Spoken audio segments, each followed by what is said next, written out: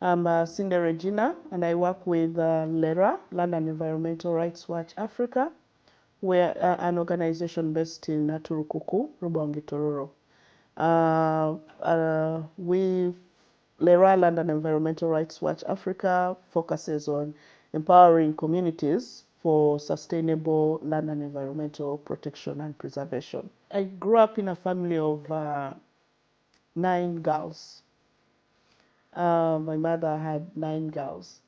And at a time when most people didn't really think girls were worth anything except dowry, of course, my father chose to educate us his girls. In Japadola, girls are majorly looked at as sources of dowry.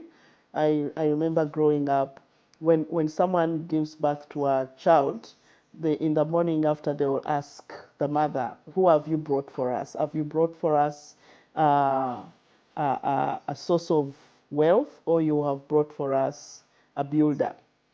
So our social roles, the social roles of children are defined at the beginning. So I always wanted to see girls in my community go above the roles that community assigned to them. Women in Toro are not considered as landowners. They don't have rights to land. And yet they are the biggest users. They are the ones who put labor. They are the ones who make the biggest producers of food of this land that they are using. So we support communities establish what we call forest gardens. And forest gardens basically is a farming, an agricultural technology where farmers use a small piece of land. The minimum is half an acre. So we support these farmers establish forest gardens on their small pieces of land. On this small piece of land, they are planting trees, both agroforestry trees. They are planting timber and fruit trees. They are also planting food, but they are also establishing what we call vegetable permagardens. Since 2021, we have planted, as an organization, we have supported over 800 farmers establish forest gardens. In 2021, we planted 80,000 trees, timber, fruit, and agroforestry trees. In 2022, we planted 549,000 trees.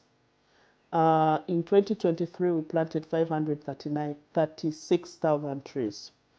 This year, we are targeting to plant 450,000 trees. Being a woman working in the area of land, in communities that don't recognize women's land rights, has really put, I have faced a lot of, being called a lot of names, you know. I've had times when we go out to do community dialogues, and people ask me, like, you who are a mere woman, like, what right do you have to even talk about land issues, you know? I think you develop a hard skin and just become big-headed. But also, one of the things I did mention before, that our biggest partners, stakeholders that we work with, are the political leaders.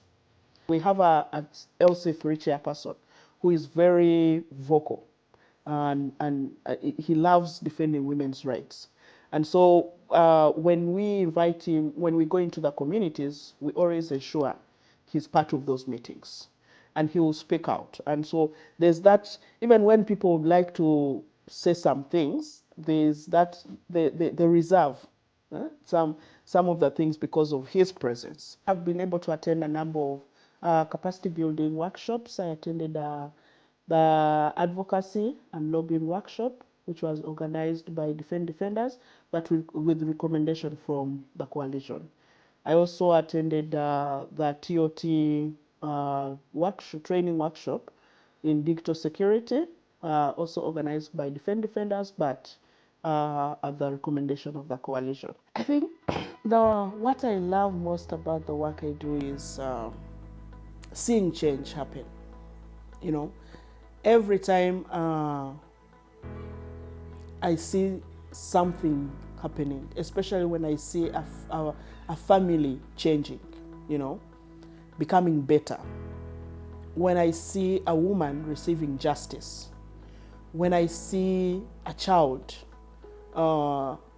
being able to eat the meals that they are supposed to eat as a child, as a human being, that makes me happy.